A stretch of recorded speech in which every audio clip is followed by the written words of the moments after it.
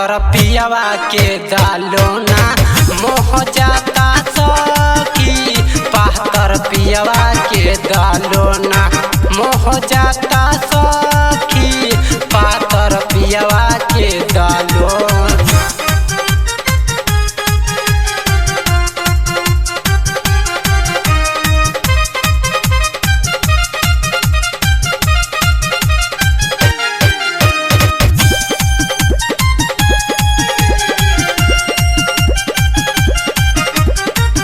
राजा जी के गोदिया में मिले बड़ा सुख हो। मीठी मुस्कान हवे मुँह सम्मुख हो। राजा जी के गोदिया में मिले बड़ा सुख हो। मीठी मुस्कान हवे मुँह सम्मुख हो। अनपढ़ पियवा हवे हमर तानी को ना भावे।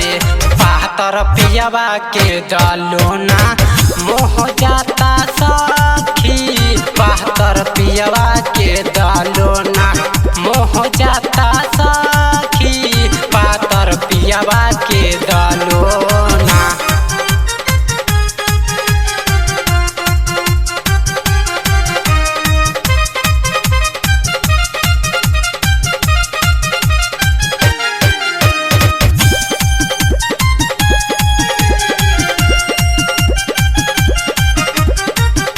ना खरा के बाटे उतार रोकी खाली नाम हो।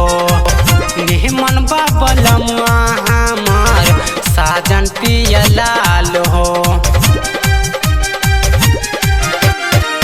ना खरा के बाटे उतार रोकी खाली नाम हो।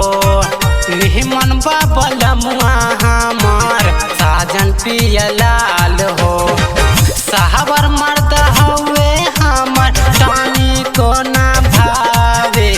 पातर पियवा के दालोना मोह जाता सखी।